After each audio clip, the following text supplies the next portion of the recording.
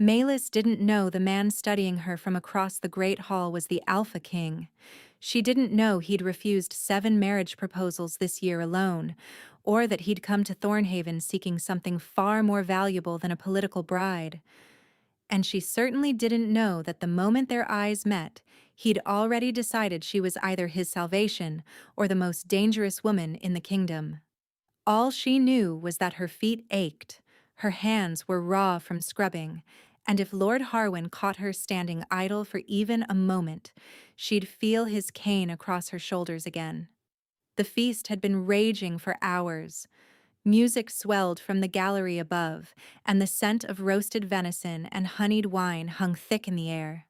Malis moved along the edges of the room, refilling goblets, clearing plates, becoming invisible the way she'd perfected over 8 years of service.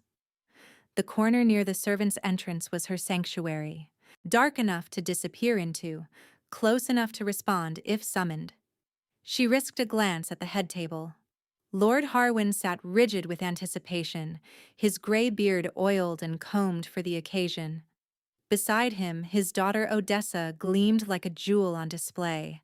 Her gown was crimson silk embroidered with gold thread, her dark hair arranged in elaborate coils, her smile practiced and perfect. She was beautiful. Everyone said so, and she was meant for the king. The Alpha King of Valdrin had arrived at sunset with 30 warriors and no explanation. Lord Harwin had nearly tripped over himself arranging this feast, this presentation, this obvious parade of his eligible daughter. The entire household knew what was expected. Odessa would charm the king. The king would propose. Thornhaven would be bound to the throne. Malis watched the king now, trying to understand the whispers that preceded him. They said he was ruthless, that he'd executed his own uncle for treason, that he trusted no one and smiled even less. They said his mother had been poisoned 6 months ago, and he'd torn his court apart searching for her killer. He didn't look ruthless from here. He looked tired. Lorcan of Valdrin sat at Lord Harwin's right hand, barely touching his wine. His dark hair was cut short, military style, and his jaw was shadowed with stubble like he'd forgotten to shave. He wore no crown, just simple black leather and a sigil ring that caught the firelight. His eyes swept the room continuously, cataloging, assessing. Predator's eyes, Malis thought. The eyes of a man who expected attack from any direction. Those eyes found hers. Malis looked away instantly, heart hammering. Foolish girl, staring at the king. She busied herself straightening goblets on a side table, willing her hands not to shake. Your Majesty, Lord Harwin's voice boomed across the hall. Surely you must agree that Odessa would make a magnificent queen. Her education is impeccable. Her bloodline is ancient. And her beauty? Well? He gestured expansively. See for yourself. Odessa rose and curtsied, the movement graceful and rehearsed. It would be my honor to serve the crown, Your Majesty, in whatever capacity you desire. Malis felt the lie slither across her skin like ice water. She froze. No. Not here. Not now. She clenched her jaw, forcing the sensation down, the gift she'd spent her whole life hiding, the curse that had gotten her mother burned alive, was not going to surface at a royal feast. But the feeling persisted. That cold wrongness that always accompanied deception. Odessa didn't want to marry the king. Odessa was terrified of something.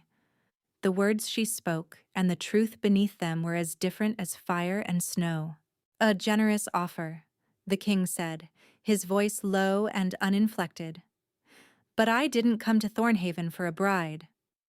Lord Harwin's smile flickered. Surely you came for alliance, Your Majesty. And what stronger alliance than marriage? I came for information. Lorcan rose from his chair and the hall seemed to contract around him. He wasn't the largest man present, but something in the way he moved commanded absolute attention. I've heard rumors, Lord Harwin, rumors that someone in my court has been selling secrets to my enemies. Rumors that the trail leads here. Lord Harwin's face went pale. Your Majesty, I assure you. You assure me. Lorcan walked slowly down the length of the head table, his boots echoing against the stone floor. Everyone assures me. My advisors assured me my mother was safe. My guards assured me no poison could reach her food. My council assures me they're loyal while they sharpen knives behind my back. He stopped at the edge of the dais, scanning the room. I'm tired of assurances. Melis's blood turned to ice. She wasn't looking at him anymore, but she could feel his gaze moving across the hall like a physical weight. I need something else entirely, he said. I need someone who can tell truth from lies. The words hit her like a blow to the chest. Lord Harwin laughed, nervous and too loud. Surely your Majesty doesn't believe in such fairy tales. Truth seekers are myths, legends to frighten children. Are they? Lorcan's voice was soft, dangerous. Then why have you been hiding one in your household for 8 years? The hall went silent. Melis stopped breathing. The girl in the corner, Lorcan said without turning around. The one pretending to arrange goblets. Step forward. Every face in the room swiveled toward her. Melis's legs refused to move. This wasn't happening. Couldn't be happening. Now, Lorcan added, a command wrapped in silk. Melis stepped forward on wooden legs. She kept her eyes down, her hands clasped, her entire body screaming to run.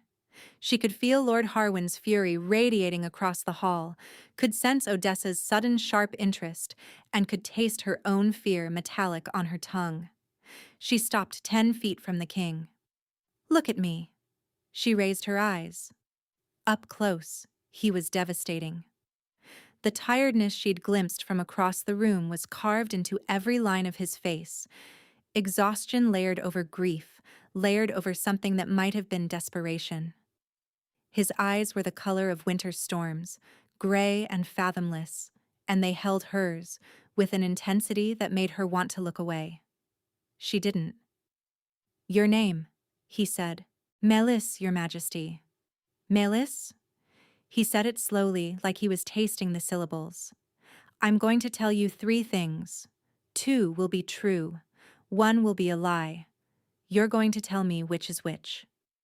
Her heart slammed against her ribs. Your Majesty, I don't... First, my mother's name was Irina. His voice remained flat, uninflected. Second, she died peacefully in her sleep. Third, I intend to find her killer and make him wish he'd never been born. The cold crawled across her skin instantly. Second statement, the ice-water wrongness of falsehood, unmistakable and damning. Melis knew she should lie, should shake her head, play confused, and protect the secret she'd kept since childhood. But the king was watching her with those winter storm eyes, and she could see it there beneath the control. Hope, fragile and desperate, that she might be real. The second one, she whispered. Your mother didn't die peacefully.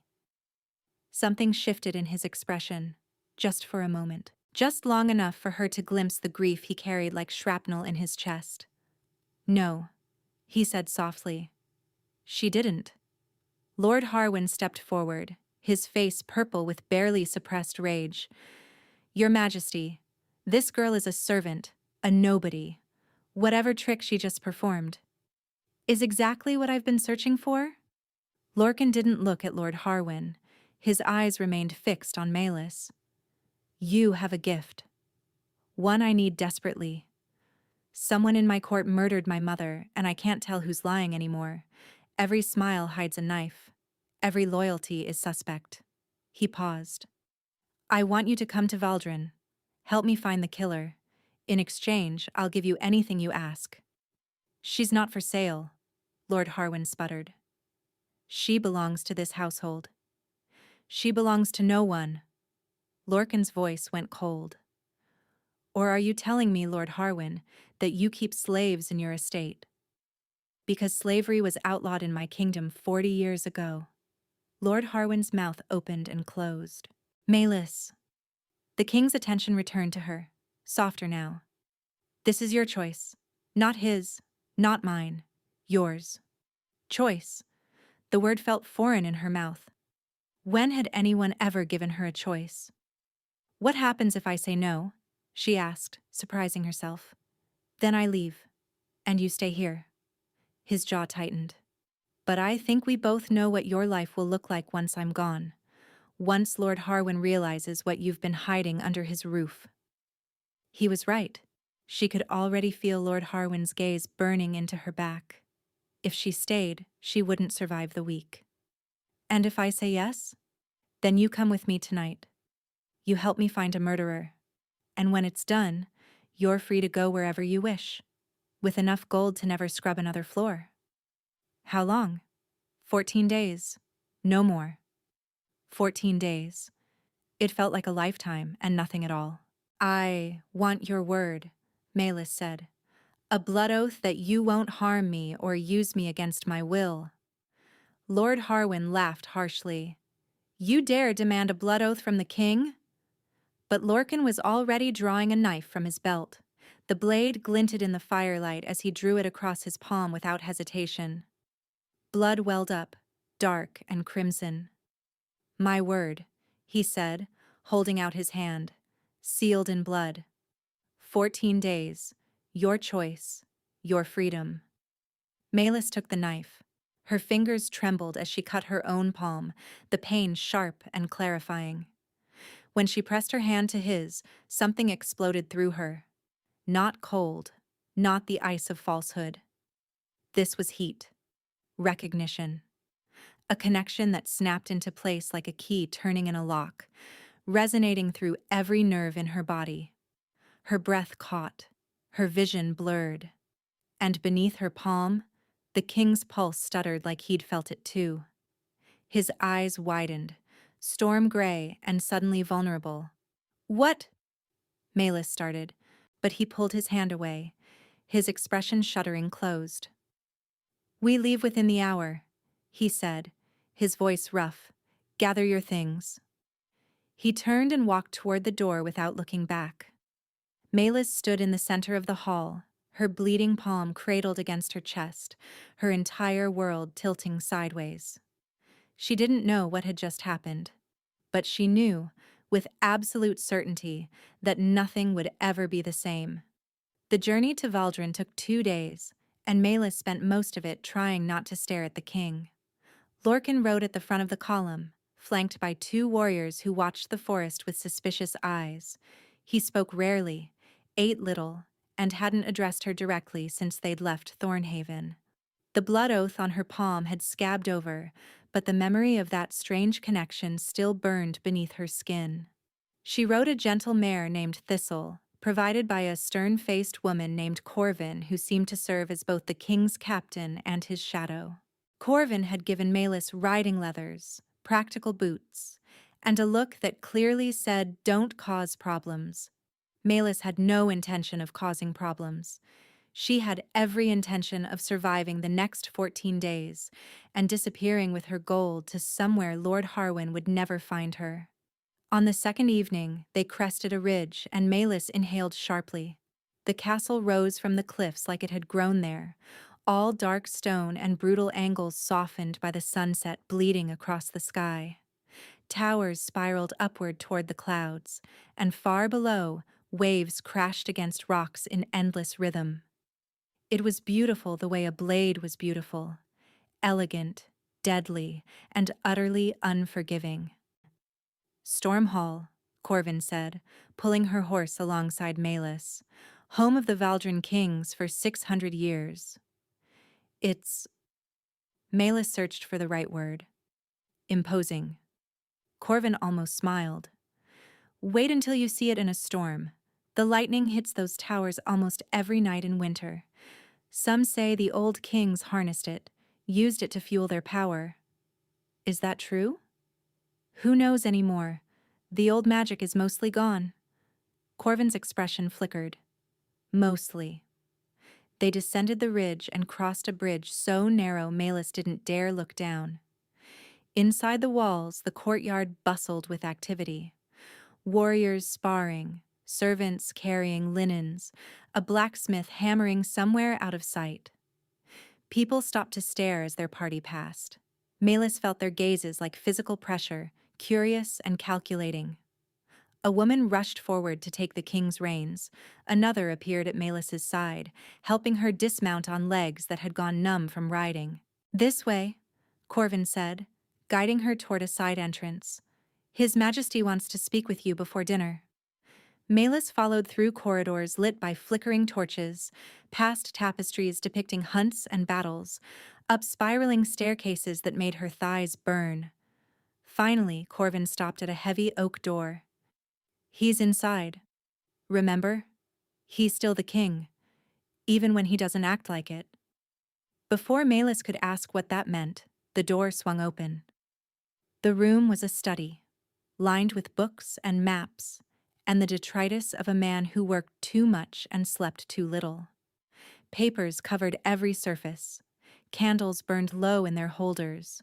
And at the center of the chaos stood Lorcan, his travel-stained leathers exchanged for a simple linen shirt that somehow made him look more human, more vulnerable. "Sit," he said, gesturing to a chair. "Please." She sat. He poured wine from a carafe on his desk, 2 cups, one of which he set before her. Then he took the seat across from her, close enough that she could see the shadows beneath his eyes. "You must have questions. Several hundred at least." His mouth twitched, almost a smile. "Start with the most pressing." Malus wrapped her hands around the wine cup, drawing comfort from its warmth. "How did you know about me? About what I can do?" "Your mother was Verada of Thornwood." It wasn't a question. "A truth-seeker of considerable power. She was executed when you were 7, accused of witchcraft by Lord Harwin's father." The words hit her like stones. "You know about my mother?" "I know about every truth-seeker who's lived in the last century." Lorcan's voice was quiet. "Most are dead. Killed by people who feared them or wanted to use them. Your mother hid you well. Changed your name. Placed you somewhere no one would think to look." He paused. "But 3 months ago, one of my informants heard rumors. A servant girl at Thornhaven who always knew when someone was lying. Who'd never once been fooled by a cheating tradesman or a dishonest merchant. And you came to collect me. I came to ask for your help." His eyes held hers. "There's a difference." Malus took a slow sip of wine, tasting for poison out of habit. Nothing. Just warmth and berries and a faint hint of oak. "Tell me about your mother," she said, "the queen who was poisoned." Lorcan was silent for a long moment. When he spoke, his voice was rough. "She was the only person who truly knew me. My father died when I was 12, leaving me a crown I was too young to carry. My mother carried it with me, advised me, protected me, and told me the truth when everyone else told me what I wanted to hear." He looked away. 6 months ago, she started getting headaches, then fevers. The healer said it was a wasting sickness. Natural. Tragic, but natural. But it wasn't. No. His hand clenched on his wine cup. "After she died, I found traces of ashweed in her medicine. Undetectable unless you're looking for it. Slow acting, the perfect poison for someone who wanted her death to look natural. Who had access to her medicine? That's the problem." Lorcan's laugh was bitter. "Dozens of people. Servants, healers, advisors. Anyone who entered her chambers in the final months could have done it. And since then, I've questioned every one of them. Interrogated, threatened, begged." His voice cracked. "They all swear they're innocent, and I can't tell who's lying." Her chest tightened unexpectedly. Pity. Unwelcome and unfamiliar. "But I can." "Yes." He looked at her again, and the desperation in his eyes made her ache. "Tomorrow, I'm holding council. Every advisor, every healer, every servant who had access to my mother's chambers will be present. I need you to listen, to feel, to tell me which ones carry the stain of lies. And when I find the killer, then I'll deal with them." Something dark moved behind his expression. "Personally." Milas believed him. The cold certainty in his voice left no room for doubt. "There's something else," she said slowly. "At Lord Harwin's estate, when we made the blood oath." She hesitated. "I felt something. Something I've never felt before." Lorcan went very still. "You felt it too," she pressed. "I saw your face. What was it?" For a long moment, he didn't answer.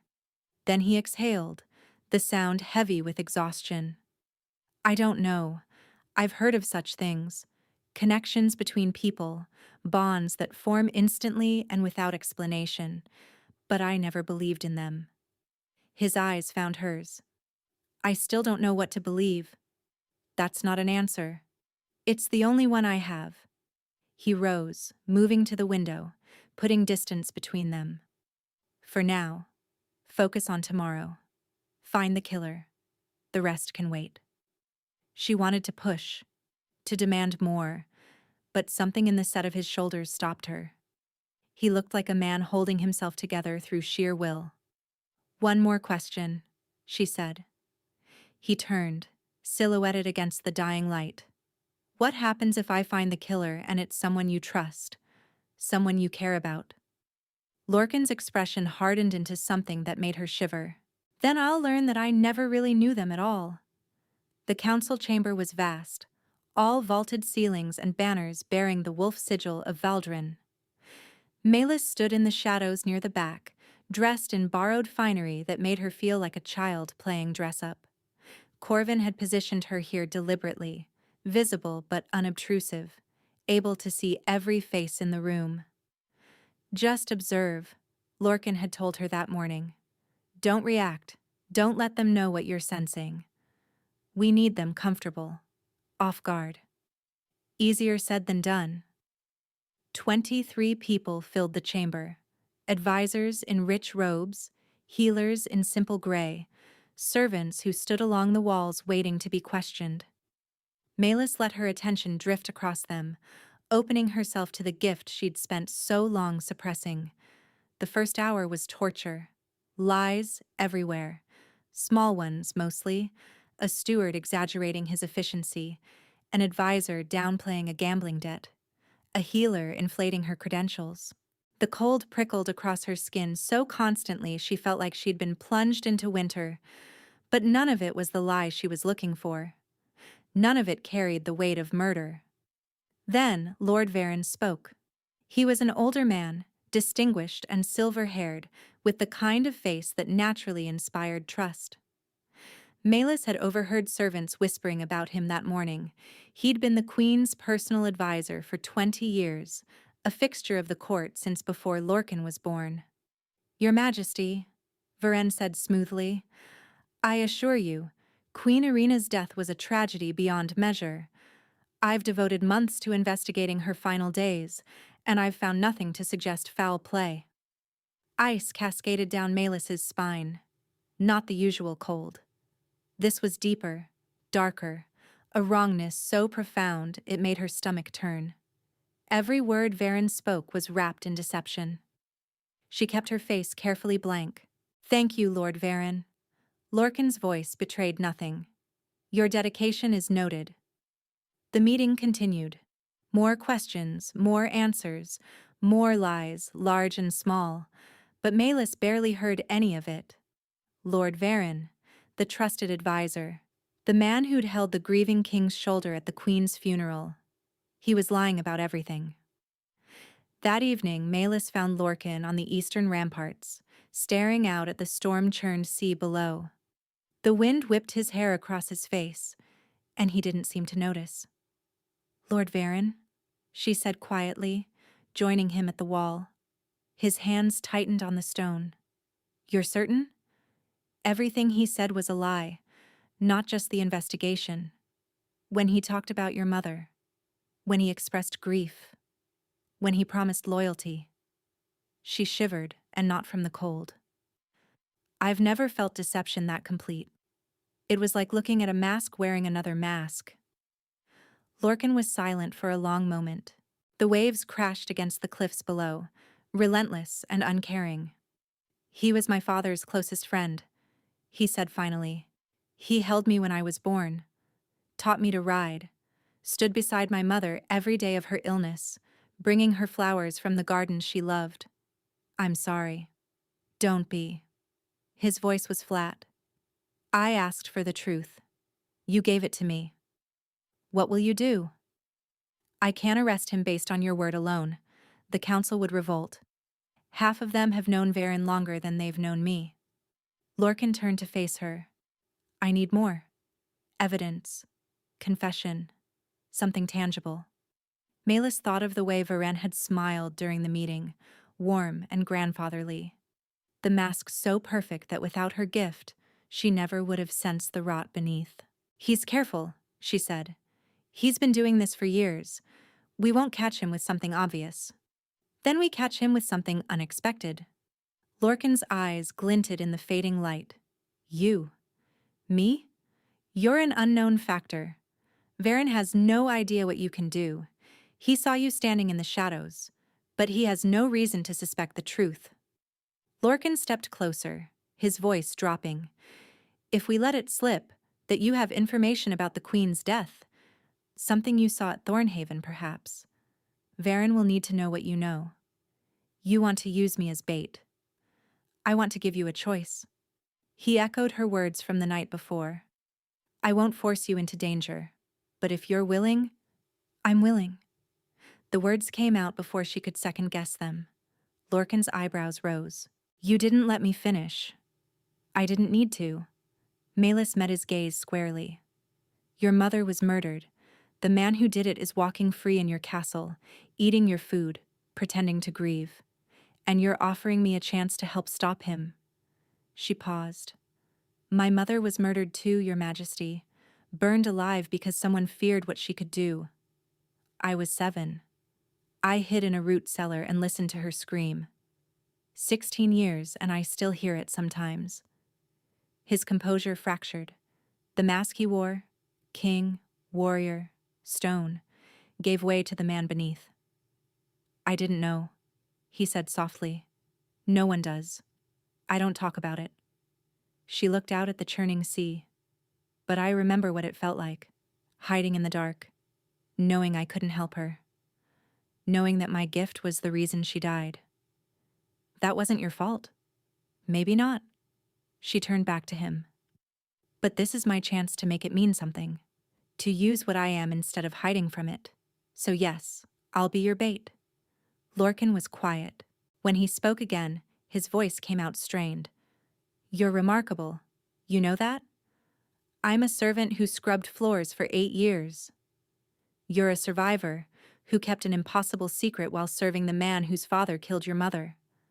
His hand came up slowly, giving her time to pull away, and brushed a strand of hair from her face. That's not weakness, Malus. That's strength most people can't imagine. Her breath caught. His fingers lingered at her temple, warm against her cold skin. You should be more careful, she whispered, touching me. Why? Because I'll know if you're lying. About anything. His lips curved into something that was almost a smile. Then ask me something. Test me. Malus's heart pounded. This was dangerous. Not physically, but in some other way she couldn't name. Every instinct screamed at her to step back, protect herself, and maintain the walls she'd built over a lifetime. She didn't move. When we made the blood oath, she said, that feeling, do you know what it means? Lorcan's smile faded. His hand dropped from her face, but he didn't step away. I know what the old stories call it. A soul bond. A connection that forms once in a lifetime between two people who were meant to find each other. And do you believe the old stories? He was silent for a beat too long. I didn't, he said finally. Until I touched your hand and felt my entire world shift sideways. No cold. No wrongness. Just the devastating truth, spoken quietly against the wind. What happens now? Malus asked. Now? He exhaled. Now we catch a murderer. And after that? After you've fulfilled your 14 days and you're free to leave. He stopped. seeming to struggle with something. I won't ask you for anything else. The bond doesn't obligate you to anything. You understand that? You're giving me a choice. Always. The word was fierce. Whatever this is between us, it means nothing if you don't choose it freely.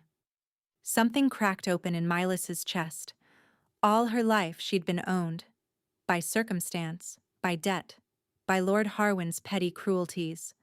No one had ever offered her freedom without strings. I don't know how to do this, she admitted. Trust someone. Let someone in. Neither do I. Lorcan's voice was raw. But I'd like to learn. With you. If you'll let me. Malis looked at him. This king who carried grief like armor and exhaustion like a crown, who'd offered her choices when he could have commanded, who'd just admitted that he was as lost as she was. She didn't kiss him. It was too soon, the wounds too fresh, the danger too close. But she reached out and took his hand, threading her fingers through his. And when he squeezed back, something that had been frozen inside her for a very long time began to thaw. Tomorrow, she said. We set the trap. Tomorrow, he agreed. They stood together on the ramparts as the stars emerged, two broken people holding on to each other while the storm gathered on the horizon. Neither of them saw the figure watching from the shadows below. Neither noticed when it slipped away to carry word to Lord Varon. The trap was already being sprung, but not by them. The trap was simple. Too simple, Malis thought, but Lorcan insisted that simplicity was their greatest weapon. Varon has survived 20 years at court by outthinking everyone around him, Lorcan explained as they walked through the castle gardens the next morning. To any observer, they appeared to be taking a casual stroll, the king showing his guest the grounds. In reality, they were being watched by at least 4 of Corvin's warriors, hidden among the hedges and statues. He'll be expecting complexity. Layers. Instead, we give him something he can't resist. An easy target. Me. You. Lorcan's jaw tightened.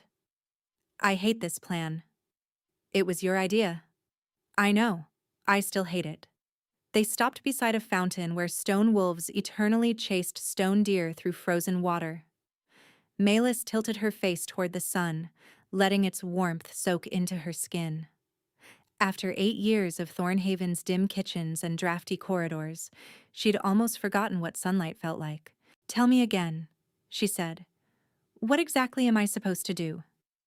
Tonight at dinner, I'll mention that you witnessed something at Thornhaven. Something connected to my mother's death. I won't specify what. Just enough to make Varon nervous. Lorcan's voice dropped low. If he's guilty, he'll need to know what you saw. He'll come to you. And when he does, I'll be ready. Lorcan turned to face her, his expression unreadable. You'll have guards nearby. Corvin herself will be watching. But if something goes wrong, it won't.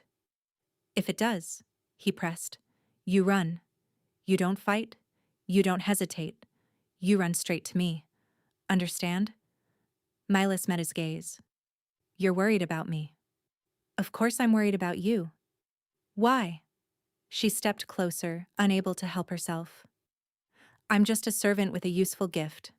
14 days from now, I'll be gone. You'll never see me again. Pain flickered across his face, quickly suppressed.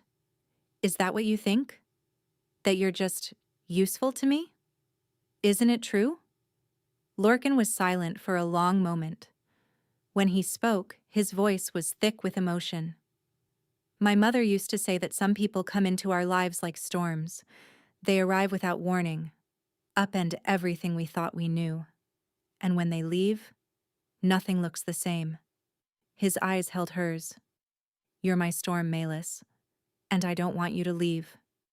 Her heart stuttered. Lorcan. I know it's too soon.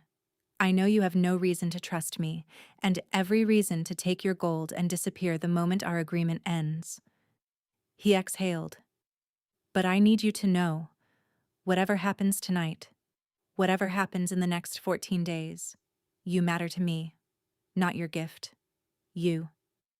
No cold, no wrongness, just truth, raw and devastating. Melis did something she'd never done in her entire life. She stopped thinking, stopped calculating risks and escape routes and worst-case scenarios. She reached up, cupped his face in her hands, and kissed him. Lorcan went rigid with shock. Then his arms came around her, pulling her close, and he kissed her back like she was air and he'd been drowning. It was nothing like the fumbling kisses she'd experienced in Thornhaven's shadows, stolen moments with stable boys who wanted her body but never her secrets. This was something else entirely. Heat and tenderness and desperation woven together, his hands trembling slightly where they pressed against her back. When they finally broke apart, both breathing hard, Lorcan rested his forehead against hers. "That was unexpected," he murmured. "I'm full of surprises." He laughed, the sound rusty like he'd almost forgotten how. "Apparently so." "Ask me again," Melis said quietly. "After tonight. After Varen is dealt with and your mother has justice. Ask me to stay and I'll give you an answer." "What if the answer is no?" "Then you'll respect my choice." She pulled back to look at him. "But what if it's yes?" Hope kindled in his storm-gray eyes. "Then I'll spend every day proving you made the right decision." She kissed him again, softer this time. A promise, rather than a question. "Tonight," she said against his lips. "Tonight." He agreed. They walked back to the castle together, his hand warm in hers. And somewhere in the shadows of the garden, Lord Varen's spy memorized every detail to report. The target was confirmed. The girl would be dead by morning. Dinner was an elaborate affair. Melis wore a gown of midnight blue, borrowed again, but finer than anything she'd ever touched, and sat at Lorcan's right hand while the court watched with barely concealed curiosity. Whispers followed her every movement. Who was she? Why had the king brought her from Thornhaven? What was her relationship to the crown? Lord Varen sat 3 seats away, his grandfatherly smile firmly in place. He congratulated Lorcan on his excellent taste in companions. He complimented Melis's gown. He was charming and warm and utterly false, and only Melis could feel the ice crackling beneath his words. Halfway through the meal, Lorcan set down his wine goblet. "I've received interesting news from Thornhaven," he announced, his voice carrying across the table.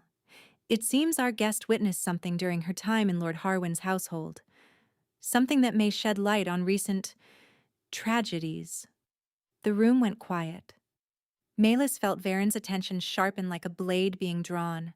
"Indeed, Your Majesty?" someone asked. "Indeed." Lorcan's hand found Melis's beneath the table, squeezing gently. "But such matters are best discussed privately. For now, let us enjoy the meal." Conversation resumed, but Melis caught the glance Varen exchanged with a servant near the door. A tiny nod, barely perceptible. The trap was set. Now they waited. The attack came at midnight. Melis was in her chambers, pretending to sleep while Corvin waited in the shadows of an adjoining room. The plan was simple. Varen would send someone to question her. Corvin would intervene, and they'd have proof of his involvement. But Varen hadn't survived 20 years at court by being predictable. The first sign of danger was the smell, sweet and cloying, seeping under her door like invisible fingers. Melis's eyes snapped open as her throat began to close. Smoke. Not ordinary smoke. Something alchemical, designed to incapacitate.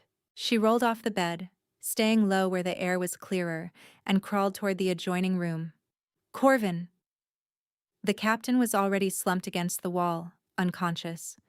Melis's heart hammered. She couldn't breathe, couldn't think, couldn't. The door burst open. 2 figures in dark masks strode through the smoke, moving with military precision. One grabbed her arms while the other pressed a cloth over her nose and mouth. Darkness swallowed her whole. She woke to cold stone against her cheek and chains around her wrists. Melis forced her eyes open, fighting through the fog in her skull.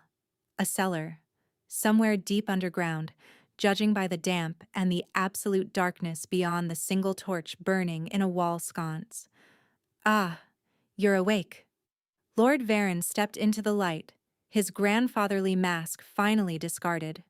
What remained was cold and calculating, a predator who'd been hiding in plain sight for decades. Where am I? Melis's voice came out raw. Somewhere the king will never find you. Varen pulled up a wooden chair and sat, studying her like a specimen. I must admit, you surprised me. A truth seeker, hidden at Thornhaven all these years. If I'd known what you were, I would have collected you myself long ago. To kill me? To use you? His smile was thin. The same way I intended to use Lorcan's mother. Did you know she was also gifted? Not a truth seeker, but something similar. She could sense intentions, feel the shape of a person's desires. His expression darkened. She started sensing mine. Melis's blood ran cold. She knew you were going to betray him. She suspected. That's why she had to die. Varen leaned forward. Slowly, of course. Carefully. Ashweed takes months to work. And by the time anyone realized it wasn't natural illness, I'd covered every trace. Why? The word tore from her throat. He trusted you. His father trusted you. His father was weak. Varen's voice dripped contempt. He made alliances instead of conquests, chose diplomacy over dominance, and Lorcan is worse. All that power, all that potential, wasted on justice and fairness. He stood, pacing. Valdrin should rule this continent. Instead, we negotiate with lesser kingdoms like equals. It's pathetic. So you killed the queen to destabilize him. I killed the queen because she was going to expose me. Varen's eyes glittered. And now I'm going to kill you for the same reason. But first, you're going to tell me exactly what you told the king. Every detail. Every suspicion. Melis laughed. The sound echoed off the stone walls, sharp and bitter. You think I'll talk? I think you'll scream. Varen drew a knife from his belt. Eventually, everyone does. He stepped toward her. And the wall exploded inward. Stone and dust erupted into the cellar as a figure burst through the gap, moving faster than anything human had a right to move. Varen barely had time to turn before Lorcan slammed into him, sending them both crashing to the floor. The knife skittered across the stones. Varen scrambled for it, but Lorcan was already on his feet, placing himself between the traitor and Melis. How? Varen gasped. The blood oath. Lorcan's voice was ice and fury. Did you think it was just words? I felt her fear from across the castle, felt her pain, followed the bond straight to this pit. He advanced on Varen, every line of his body promising violence. Lorcan, wait. Melis's voice cut through his rage. He confessed. Everything. Your mother, his plans, all of it. But I'm the only witness. If you kill him now. I don't care about witnesses. I do. She met his eyes. I care about justice. Real justice, not just vengeance. Give me that. Please. His fury didn't fade, but it banked, controlled by sheer force of will. Corvin, he called. The captain appeared in the hole he'd made, followed by half a dozen warriors. She looked battered but alert, fury burning in her eyes. Take him, Lorcan ordered. Chain him in the deepest cell we have. Double guards. No visitors. As the warriors dragged Varen away, Lorcan crossed to Melis and broke her chains with his bare hands. Then he pulled her into his arms, holding her so tight she could barely breathe. I thought I'd lost you, he said against her hair. I felt you disappear, and I thought, I'm here. She wrapped her arms around him. I'm safe. I should have protected you better. You found me. She pulled back to look at him. That's what matters. His hand cupped her cheek, thumb brushing away a tear she hadn't realized she'd shed. I'm never letting you out of my sight again. That might be inconvenient. I don't care.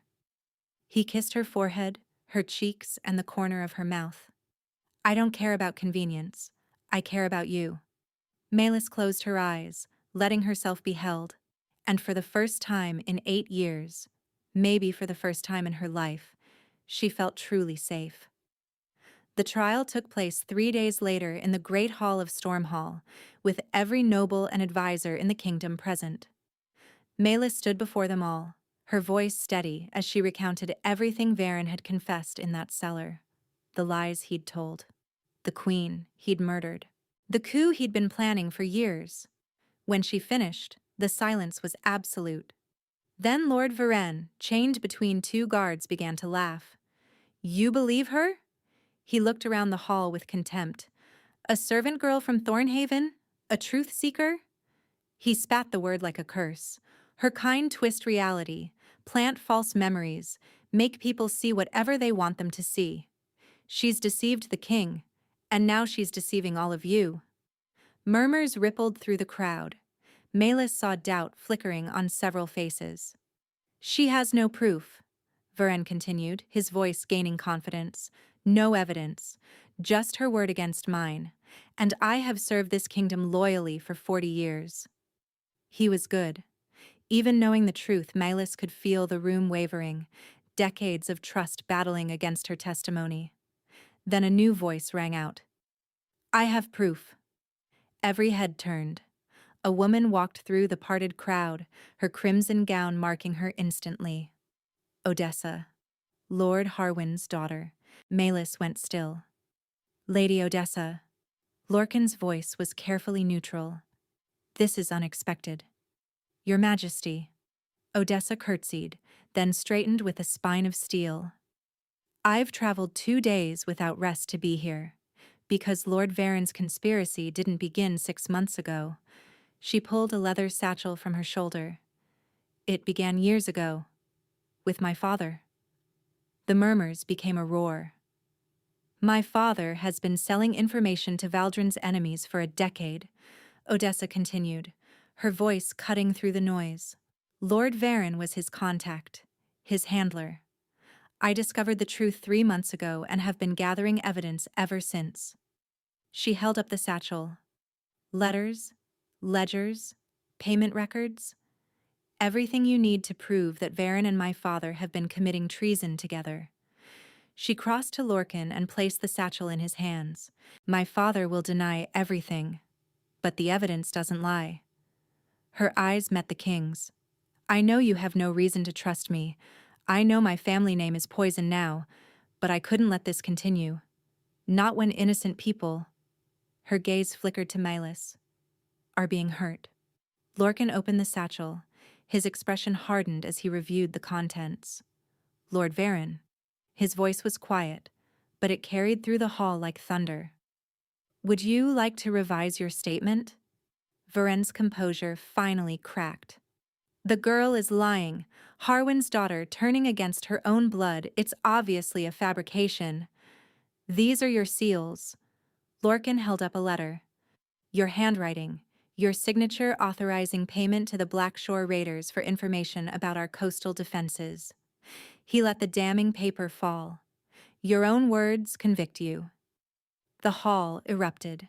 Varen lunged against his chains, all pretense of dignity abandoned. You think this changes anything? You think killing me ends the rot? Valdrin is weak. Your father's peace built a kingdom of cowards and diplomats. And you're worse than he was. Lorcan rose from his throne. My father built a kingdom where children don't starve in the streets, where farmers can grow crops without fear of raiders burning their fields, where justice means more than whoever holds the biggest sword. He descended the steps, stopping directly in front of Varen. You call that weakness. I call it civilization. He nodded to the guards. Take him to the cells. His execution will be at dawn.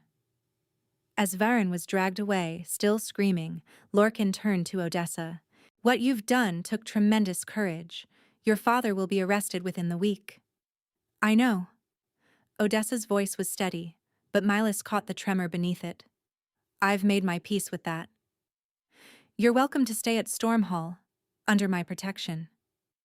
Thank you, Your Majesty. Odessa's eyes found Malus. I think I'd like that. That night, Malus found Lorcan on the eastern ramparts again. Their place, she realized. Somehow, without deciding, they'd claim this spot as their own. He stood silhouetted against the stars, his shoulders finally free of the tension he'd carried since she'd met him. It's over, she said, joining him at the wall. It's over. He turned to look at her. Because of you. Because of Odessa. Without her evidence.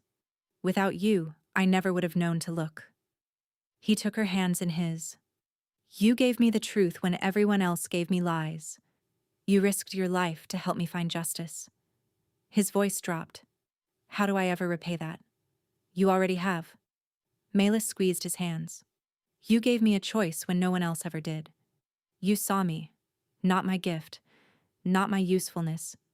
Me. She smiled. That's worth more than gold. Lorcan lifted her hands to his lips, pressing a kiss to each palm. The 14 days aren't over yet, he said. You could still leave. I could. Are you going to? Malus looked at him. This king who'd broken through walls to save her, who'd promised her freedom and meant it, who'd kissed her like she was precious and held her like she was home. Ask me, she said softly, properly this time. Something blazed in his eyes. He sank to one knee, still holding her hands. Malus, truth seeker, storm that upended my entire world. His voice shook slightly. Will you stay? Not for 14 days, not for a year, but for however long you'll have me. Will you be my queen, my partner, my home? No cold, no wrongness, just pure, devastating truth. Yes, she whispered. To all of it. Lorcan rose and kissed her, fierce and tender and full of promise. She wrapped her arms around his neck and kissed him back, pouring everything she couldn't say into the press of her lips. When they finally broke apart, both breathing hard, she heard something unexpected. Applause. She turned to find Corvin, Odessa, and at least a dozen castle staff watching from the doorway, their faces split with grins. Finally, Corvin called. We were taking bets on how long it would take. Lorcan laughed, a real laugh, bright and unguarded, and pulled Malus closer. Come on, he murmured against her hair. Let's go tell them to mind their own business. In a minute. She looked up at him. I want to remember this first. The stars, the sea, the moment everything changed. He kissed her forehead. We'll have thousands more moments. I know. She smiled. But this one's special. This is where I chose you. Lorcan's expression softened, wonder and gratitude shimmering in his gaze. And I'll spend the rest of my life being grateful you did. 2 months passed like water through cupped hands, too fast to hold, too precious to waste. Varen's execution came and went. Malus didn't attend, but she felt something unclench in Lorcan's shoulders when he returned that morning, like a weight he'd been carrying for 6 months had finally been set down. Lord Harwin was arrested a week later. Odessa testified against her own father with a steady voice and dry eyes, and when it was over, she collapsed into Malus's arms and wept for the family she'd never really had. You did the right thing, Malus told her. I know. Odessa wiped her face. That's what makes it hurt. She stayed at Storm Hall, finding purpose in the castle's library, cataloging texts that hadn't been touched in centuries. Malus visited her often, and slowly, improbably, they became friends. 2 women who'd been shaped by cruel fathers and found their own way to something better. Spring arrived with a vengeance, melting the snows and filling the castle gardens with impossible color. Malus walked those paths daily, still marveling at the freedom to go where she pleased, wear what she wanted, and speak her mind without fear. And always, always, Lorcan was there. He courted her properly, just as he'd promised. brought her books from the royal collection, taught her to ride a horse that wasn't borrowed, introduced her to his council as his intended, daring anyone to object with a look that could have frozen fire. No one objected. "They're terrified of you," Malus observed after one particularly tense meeting. "Good." Lorcan's smile was wolfish. "They should be terrified of what I'd do if anyone harmed you. That's not exactly comforting. It's not meant to be comforting. It's meant to be true." She kissed him then, because she could, because he was hers, because every day she woke up amazed that this was her life now. The bonding ceremony took place on the first full moon of summer. Malus had expected something small, quiet. Instead, she found herself standing in the great hall of Stormhall, the same hall where Lorcan had presented her to his council, where she'd testified against Varen, where her entire world had been remade, surrounded by 500 guests. "Breathe," Odessa whispered, adjusting Malus's veil. "You look like you're about to faint." "I might." "You survived Lord Harwin. You survived Varen. You survived being kidnapped and nearly murdered." Odessa squeezed her shoulders. "You can survive a wedding. This is different." "Yes." Odessa smiled. "This is the good part." The music swelled, the doors opened, and Milas walked toward the man waiting at the altar, her heart pounding so hard she was certain everyone could hear it. Lorcan wore formal black silver thread tracing the wolf sigil across his chest. His hair was tamed for once, his jaw clean-shaven, his storm-gray eyes fixed on her with an intensity that made her knees weak. When she reached him, he took her hands in his.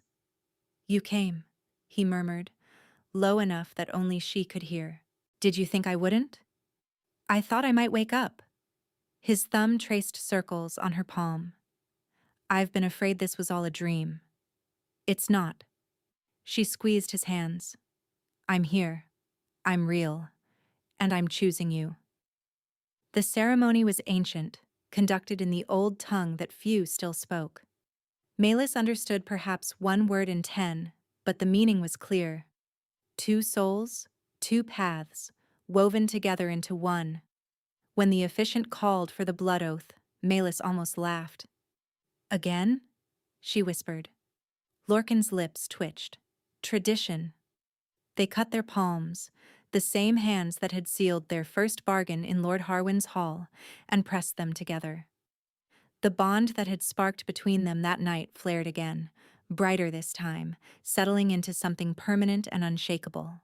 "I bind myself to you," Lorcan said, his voice carrying through the hall, "in storm and stillness, in shadow and light, until the last star falls from the sky." "I bind myself to you," Malus echoed, "in truth and trust, in choice and chance, until my final breath." The officiant pronounced them bonded, and Lorcan kissed her like they were the only two people in the world. The hall erupted in cheers. The celebration lasted until dawn. There was music and dancing, wine flowing freely, toasts that grew increasingly elaborate as the night wore on. Corvin caught Malus's eye at one point and raised her goblet in silent salute. Odessa danced with 3 different lords and looked happier than Malus had ever seen her. But eventually, finally, Lorcan pulled Malus away from the crowd and led her through corridors she now knew by heart. Their chambers, hers and his, merged together like their lives. He closed the door and turned to her, his expression softening into something vulnerable. "Hello, wife." The word sent shivers down her spine. "Hello, husband." He crossed to her slowly, giving her time to retreat if she wanted. She didn't. His hands cupped her face. "I've imagined this moment for weeks, and now that it's here, I don't know where to begin." "Then let me." She kissed him, soft at first, then deeper as his arms came around her. He lifted her easily, carrying her to the bed piled with furs and silks, laying her down like she was made of something precious. "Tell me if you want to stop," he breathed against her throat. At any point. For any reason. I won't want to stop. Tell me anyway. I promise. He loved her slowly that night, reverently, learning the geography of her skin with hands that trembled slightly, mapping every sigh and shiver, murmuring her name like a prayer. And when they finally came together, Milas felt the bond between them blaze into something transcendent. Not chains, but wings. Afterward, they lay tangled in the moonlight, her head on his chest, his fingers tracing lazy patterns on her shoulder. Tell me something, she said quietly. Something I don't know. Lorcan was silent for a moment. The night I came to Lord Harwin's hall, I almost didn't enter. I stood outside for an hour, convinced I was chasing another dead end, that the truth-seeker rumors were just rumors. His arms tightened around her. I walked in expecting disappointment, and then I saw you. Standing in the corner. Standing in the corner. His voice roughened. You were watching Odessa lie through her teeth about wanting to marry me, and you had this look on your face. Like you could see straight through everyone in that room. Like you were the only real person in a hall full of masks. I was trying to be invisible. You were the only thing I could see. He tilted her chin up. Your turn. Something I don't know. Malus considered. When Lord Harwin presented Odessa and you walked past her, I thought you were the most arrogant man I'd ever seen. Dismissing the beautiful noblewoman to choose the servant girl in the corner. She smiled. I didn't realize you were choosing the person you actually needed. I was choosing the person I wanted. He kissed her forehead. The needing came later. The wanting was immediate. Flatterer. Truth-teller. His smile was soft. I learned from the best. They fell asleep like that, wrapped around each other, the bond humming between them like a second heartbeat. Malus woke to sunlight streaming through the windows and the sound of waves crashing far below. For a moment she lay still, savoring the warmth of Lorcan's body against hers, the solid reality of the ring on her finger, the impossible truth that this was her life now. She thought about the girl she'd been 2 months ago, the servant scrubbing floors in Thornhaven, hiding her gift, expecting nothing more than survival. That girl wouldn't recognize her now, wouldn't believe any of this was possible. But it was. All of it. You're thinking loudly, Lorcan murmured, his voice rough with sleep. I'm thinking about corners. Corners? She turned in his arms to face him. I spent my whole life in corners, hiding, watching, making myself small so no one would notice me. She touched his face. You walked into that hall, and everyone expected you to choose the obvious answer, the beautiful daughter, the political alliance, the safe choice. Instead, I chose you. Instead, you saw me. Her throat tightened. You looked past the gown and the bloodline and the expectations, and you saw the girl in the corner, the real one, the one everyone else overlooked. Lorcan's expression softened, stirring something deep in her chest. I'll spend the rest of my life being grateful I did. So will I. She kissed him then, soft and sweet, a promise renewed. Outside, the sun climbed higher over Stormhall. The kingdom stretched beneath them, peaceful and whole. Somewhere in the castle, Odessa was probably already in the library. Corvin was drilling the guards. Life was continuing, ordinary and extraordinary all at once. And in the royal chambers, a king held his queen close and thanked every star in the sky that he'd walked past the obvious choice and found something infinitely more precious. The girl in the corner, the storm that changed everything, his home. Where are you reading from? I'd love to meet you in the comments. And if this story touched your heart, please subscribe. It's free, and it helps more people discover these tales.